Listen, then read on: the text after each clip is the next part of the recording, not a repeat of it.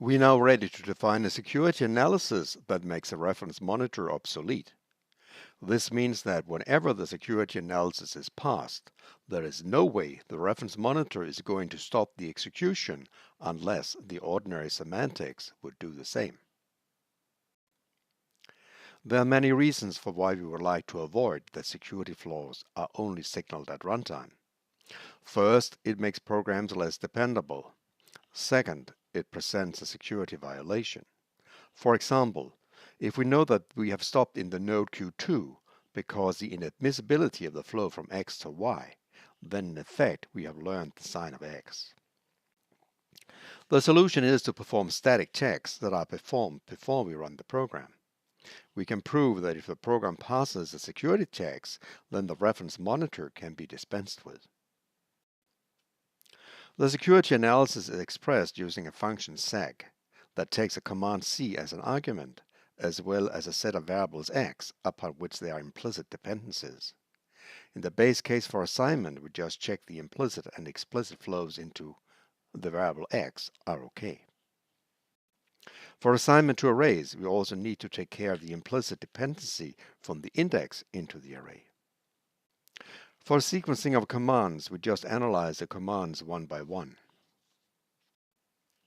For conditional, we check the commands in order, augmenting the implicit flows with the variables in the Boolean conditions passed so far, keeping in mind that we have a deterministic semantics in this chapter. The analysis of iteration turns out to be the same as for conditional. So let us assume that we have an array A that is confidential and an array B that is public, and consider the following program for making updates to A and B. It might be natural to also let n and I, relating to the array A, be confidential, and to let also m and j, relating to the array B, be public.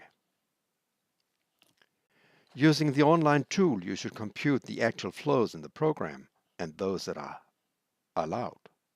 In case of security violations, you should modify the security classification for the variables n, I, m, and j so as to obtain a secure program. Recall that in the instrumented program graph, an assignment has an additional parameter, capital X, for all the implicit flows. These are ignored in the standard semantics, but they are checked in the reference monitor semantics when they make it arise to halting the program. The security analysis checks the explicit and implicit flows in an assignment statement, intuitively relieving the reference monitor of doing the task. Formally, we can show that this is indeed the case. The behavior under the reference monitor for a secure program will be the same as in the standard semantics. The proof is in the book.